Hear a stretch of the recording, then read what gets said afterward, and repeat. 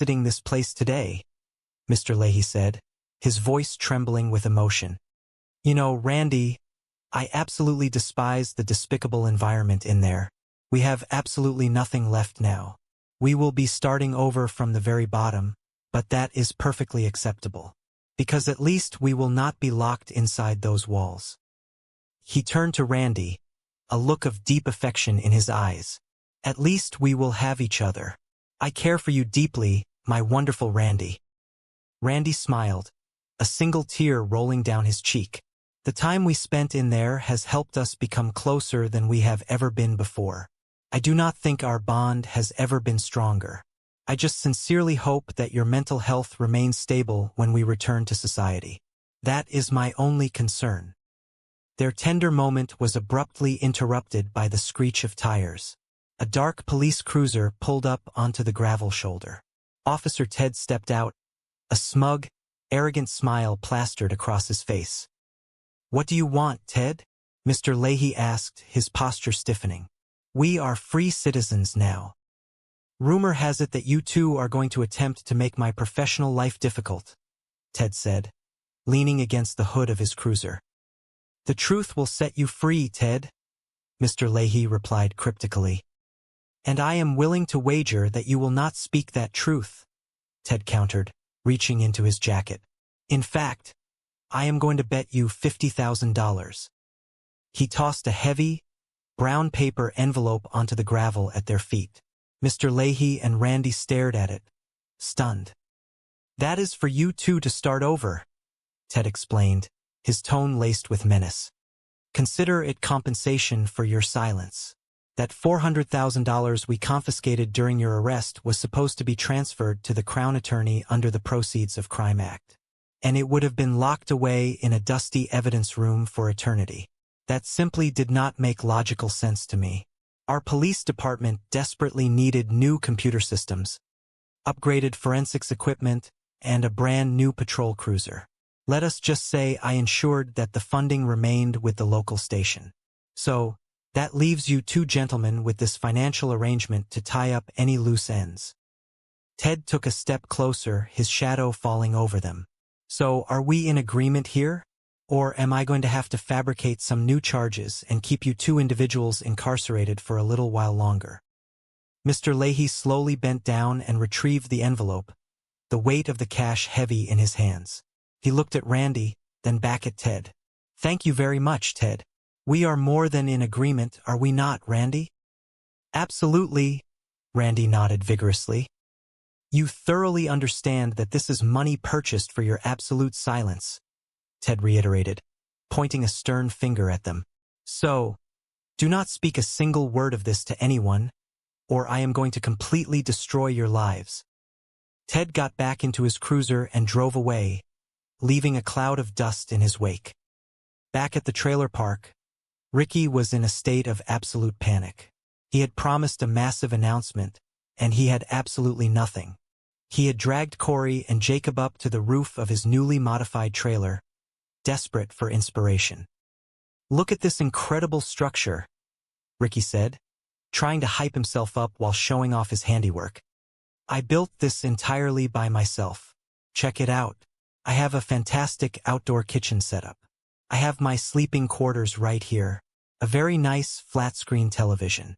Step inside and observe that. It is amazing." Corey and Jacob followed him like lost puppies. "I have a downstairs washroom located right here," Ricky continued the tour. "And this section is truly wonderful. I constructed this specific area for Little Mo for whenever he wishes to stay over. He absolutely loves it." Ricky led them up a small, rickety staircase to the roof. "Now observe this upper level. This is phenomenal. Look at this spacious patio. I have a couple of comfortable reclining chairs here, a music player, a television, and a very nice reading lamp. I manufactured that lamp myself. There is a small seating stool for Jacob. And if you have consumed too many beverages up here, I installed a convenient drainage system right over there.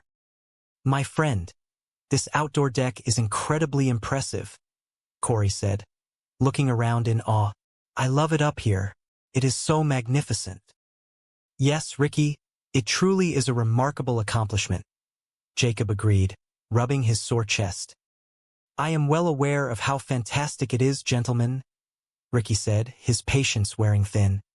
I am the one who constructed the thing. But we need to return to the subject of the major announcement. It has to be something monumental, or I am going to appear incredibly foolish in front of the entire community. Corey scratched his head, thinking hard.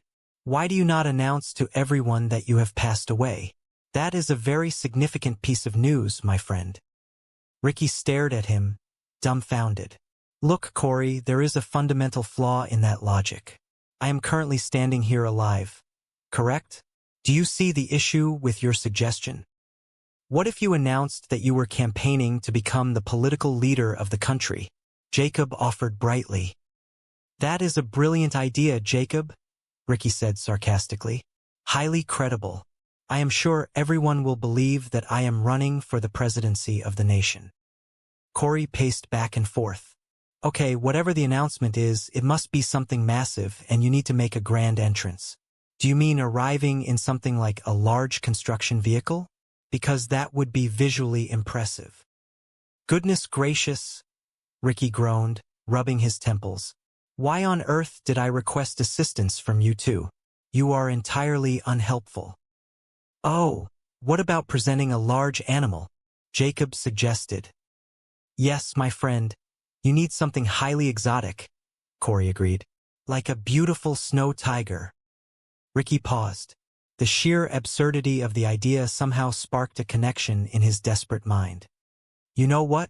An impressive animal might actually be the solution. But realistically, where in the world am I going to acquire a snow tiger in this geographic region? It needs to be a large animal, something grand, but something we can procure locally. I have an idea. A bovine creature? Corey asked. A what? Ricky asked, confused. A cow, Corey clarified. Nobody wants a cow for a celebration.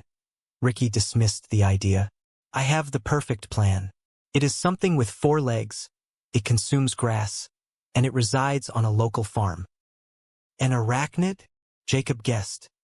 No, not a spider, Ricky sighed. A spider has 8 legs, Jacob. I am talking about a horse. Think about the majesty of it. A beautiful horse. Corey gasped. My friend, how did you even conceptualize such a brilliant idea? I am not certain, Ricky admitted modestly. It simply materialized in my thoughts. Jacob's eyes widened with excitement. What if the horse was a romantic gift for Susan?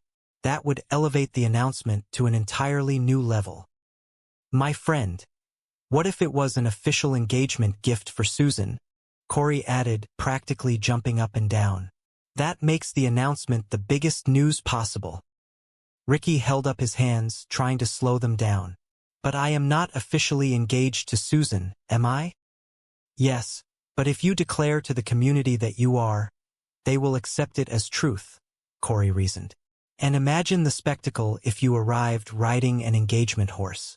Even better, if we attached a decorative element to its head, it would become an engagement unicorn. Ricky smiled, a wave of relief washing over him.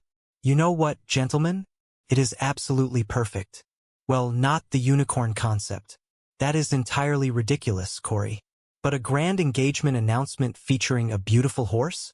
That is spectacular news. Thank you.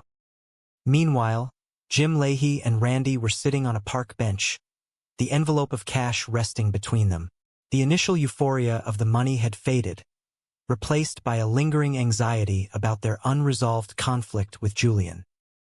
This financial windfall completely alters our situation, Mr. Leahy, Randy said cheerfully. Hold on, my friend. Let us not proceed too quickly, Mr. Leahy cautioned, looking around nervously. Do not forget, the moment we return to the trailer park, Julian is going to demand compensation for his losses. Look, this money might be the solution to all our problems, Randy suggested. We could present a portion of it to Julian. Perhaps he would forgive